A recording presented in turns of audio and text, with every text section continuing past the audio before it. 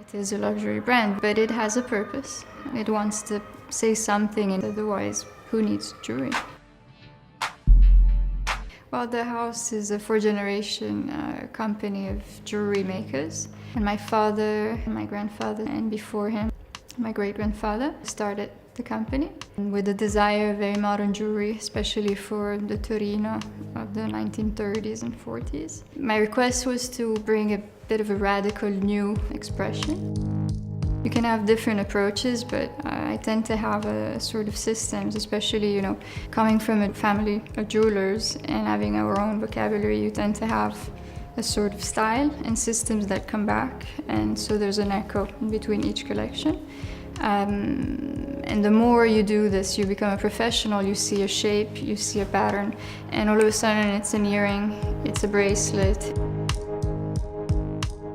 The real, actual way that I work with is more related to design. I'm a drawer, I do sketches, I have ideas, I put colors, combinations, compositions. I don't like the technical part, I'm a very bad engineer. So for that we have very skilled ateliers, and they all team up to make the most light and sophisticated objects. I arrive with a placement of jewelry and they have to find solutions of how to hold it.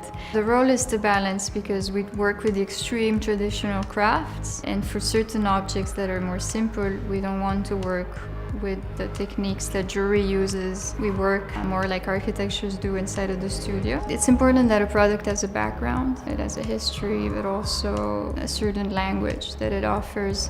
Jewelry, for instance, is very ancient. The parure world has existed for thousands of years. So there's a responsibility, if you want to propose a product to the market, to me, that allows a human side to it.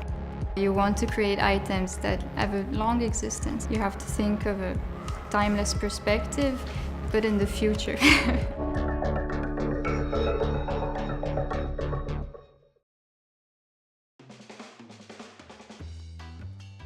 Hey guys, Josh Horowitz here, going behind the screens for iPic Life with this guy, Mr. Ben Schwartz, you know from Parks and Recreation, House of Lies, and the new film, Night School. Come and join us behind the screen. Screens. I know. We're gonna jump right into the career. There's too much to cover. We're gonna jump into... Thanks, man. That's very kind of you. How immediate was the recognition of John Ralphio? A couple episodes in, I think people, because the character is kind of so crazy that it almost forces you to notice that it's a cartoon. Right. That I'm a cartoon. Another crazy opportunity you've had in your career is you've been a part of the Star Wars universe. I have technically. Oh, come on, this is legit. Yes, okay. You and Bill Hader contributed to the voice of BB-8. BB-8, in Force yes. Awakens. Yes. What was the original voice of BB-8? How did BB-8 sound? What was your first? Hey guys, this is me, BB-8. No, that's not true. Are you sure? Oh, Rolly, here I come. Yeah, and they didn't want to use that. It's weird. Huh. Jumping ahead, you are currently in a great new feature film with an amazing ensemble. Oh, which one? Kevin Hart. Tiffany Oh, Haddish. Night School. Night School. Let's talk Night School. There's some of the funniest human beings in the world are in this movie. It's gonna be great. Well, let's play a little game. So I'm gonna name. Oh, I love games. Do you? Oh my goodness, yeah. Okay. Let me guess what your game is. So we're playing a game on top of your game. The game is that you and I jump up in the air 20 times. No, we can't. And kiss. No. Oh, We're tell me gonna- what your game we're is. gonna stay Pretend seated. that was a joke. We're gonna stay seated and we're not gonna. Okay, so let me hear what happens. In this game, I'm gonna name a major movie star. You tell me what the dream film is between the two of you. I love this! Plot this out for me. Ben Schwartz and Meryl Streep. Oh, I would be in one scene. Same with Tom Hanks. Anytime Tom Hanks or Meryl Streep in a movie, I always tell my agent, I'll do one scene. I'll be a waiter in that. I want to do one scene with them. So that's the movie you're gonna do with Meryl Streep. You're a waiter. I don't want to waste it on that. I would want to do Mamma Mia 3. Here we go again. You, Ben Schwartz, and The Rock. What's the movie? Me and Dwayne The Rock Yes. Johnson. Well, it would just be like a remake of Saturday Night Fever, but we both play John Travolta.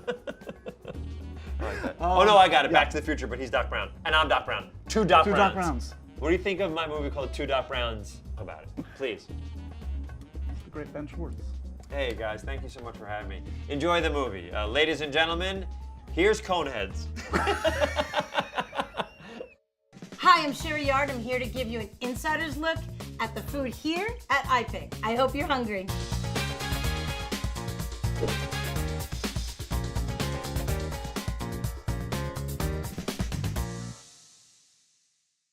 It's the the end of summer. You're thinking about that last ear of corn, and what are you gonna do with it? Well, come right here to iPic, because I brought in my friend, Yvonne Lemoine. So street corn, I get that we're gonna get to the dish, but more important first, let's talk about your new restaurant. Sure.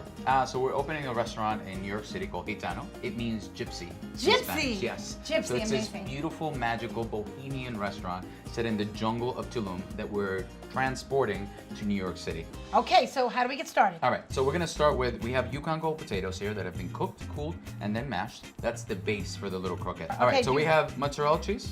We have queso fresco. They're both gonna go in. That's gonna be nice and creamy and cheesy. Now we're gonna add the cooled corn. Okay. All Wow, in there. This The is all potatoes grilled. already great. Yeah, all grilled, cooked. We have some smoked Gouda, Ooh, which is three fan- cheeses. yeah, 3 cheeses. Unlike, think like mac and cheese with potatoes and corn, and like, it's fantastic. Okay. And then we're gonna season it with a little bit of chives and cilantro. We'll Here put we all go. this stuff in there. All right, and then we're gonna season a little bit. And then we're gonna salt, huh? mash it up. This is my favorite That's it. part. Okay, I'm gonna mix it around. Like you could do that at home, you could do it with the kids. Okay, is this good enough? That looks beautiful. The size of your croquetas are gonna be whatever you want them to be. Did I do good? Listen, you're a master. Time to fry. All right. All right, so I'm it's ready gonna to go. It's gonna go into a 350-degree oil. So how long are you gonna fry them for? So you want to get them nice and what's the saying? GBD, golden brown and delicious. Oh, these puppies are ready. All right, here we go. Let me grab that There plate, you go. and away we go. We're gonna put these right onto little paper towels. Perfect. So coming out of the oil, you just want to season a little bit each one. So you're seasoning with a little bit of salt on each one. So we're gonna do a little bit of corn, just as the base, and then on top of that, we're gonna just do the croquetas. Let's do something like that, and then Okay. let's put a little bit of the chipotle aioli. Oh, Yeah. gorgeous. On top Okay. of that, we're gonna do a little bit of queso fresco, and you can really go as much or as little as you want. We're gonna finish with just some cilantro. It's gonna add like a Fun little this pop is. of freshness. And then last but not least, you have this grilled lime. We'll put it on the side so everybody can squeeze the lime on. Okay, so this is your little gift to Yes. all our guests. It's like eating an entire ear of corn Yeah. in one bite.